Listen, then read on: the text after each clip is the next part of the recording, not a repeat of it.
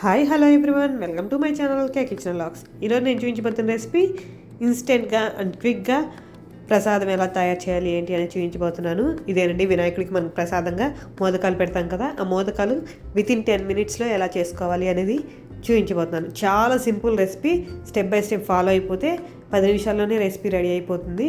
ఆలస్యం చేయకుండా ఎలా చేయాలి ఏంటి అని చూద్దానండి. స్టవ్ ఆన్ చేసి ప్యాన్ పెట్టేసి అందులో ఒక 10 బాదం, అలాగే 10 జీడిపప్పు, ఒక 10 పిస్తా పప్పు యాడ్ చేసేసి చక్కగా డ్రై రోస్ట్ చేసేసేయండి. అవి ఇలా లైట్గా రోస్ట్ అయిపోయాయి కదా, ఇలా లైట్గా అవగానే ఇందులో 2 టేబుల్ స్పూన్ల దాకా coconut powder, dry coconut powder add చేస్తున్నాను నేను.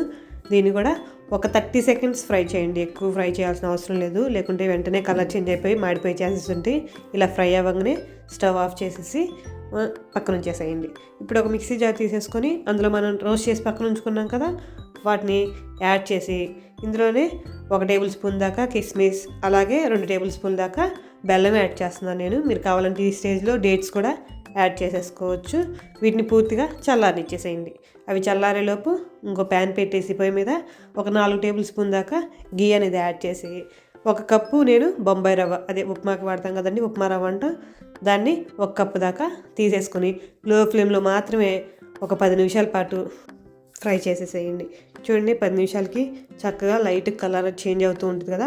ఇలా ఎప్పుడైతే కలర్ చేంజ్ అయిపోయి మంచి స్మెల్ అనేది వస్తుందో అప్పుడు ఒక 2 టేబుల్ స్పూన్ దాకా నేను ఎండు కొబ్బరి పొడి వాడుతున్నాను. మీరు కావాలంటే ఈ స్టేజ్లో పచ్చి కొబ్బరి పొడి అయినా సరే వాడుకోవచ్చు. ఒక 2 టేబుల్ స్పూన్ దాకా యాడ్ చేశాను. దీన్ని కూడా ఒక 2 నిమిషాలు ఫ్రై చేసేసేయండి. ఇవి ఇలా 2 నిమిషాల తర్వాత నేను మిల్క్ పౌడర్ అనేది యాడ్ చేస్తున్నాను. ఇది పూర్తిగా ఆప్షనల్. ఒక 2 టేబుల్ స్పూన్ దాకా మిల్క్ పౌడర్ కూడా యాడ్ చేసేసుకోండి.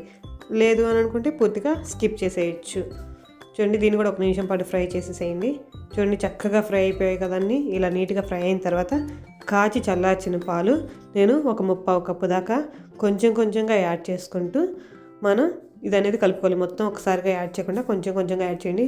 మీగడతో సహా యాడ్ చేయండి.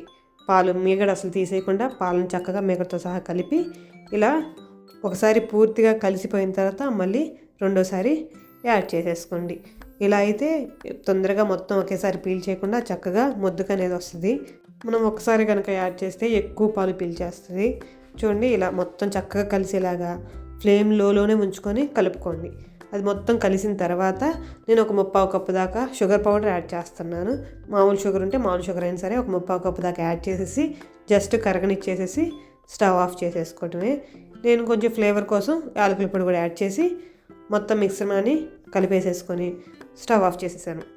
దీన్ని ఇప్పుడు మనం ఒక 5 నిమిషాల పాటు మూత పెట్టేసి అలా వదిలేసేయండి. ఈలోపు మనం ఇందాక రోస్ట్ చేసి పక్కన ఉంచుకున్నాం కదా నట్స్, ఇవి కూడా కంప్లీట్గా చల్లారిపోయి ఉంటాయి కదా. దీన్ని మెత్తటి పొడిలాగా చేసేసుకొని ఒక గిన్నెలోకి తీసేసుకుందాం. చూడండి, ఇలా మెత్తటి పొడిలాగా చేసేసుకోండి. బెల్లం బదులు పంచదార అయినా వాడుకోవచ్చు మీరు. దీన్ని చిన్న చిన్న ముద్దలో ఇక్కడ నేను చూపిస్తున్నట్లు ఇలా చిన్న చిన్న లడ్డులా చేసేసి ఓ ప్లేట్లో పెట్టేసేసుకోండి అన్నీ.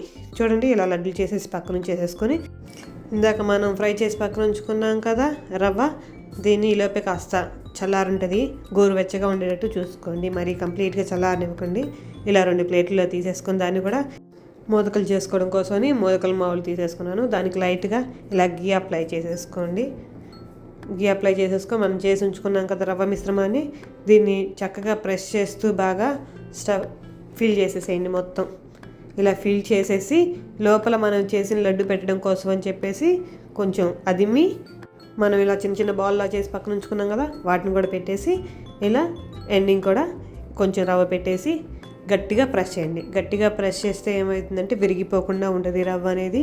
చూడండి, చక్కగా వచ్చేసింది కదా ముదక అనేది. చాలా ఈజీ రెసిపీ, 10 నిమిషాల్లోనే చేసేసుకోవచ్చు. టైం అనేది లేనప్పుడు ఇలా 10 నిమిషాల్లో క్విక్గా దేవుడికి ప్రసాదం చేసి పెట్టేసేయచ్చు.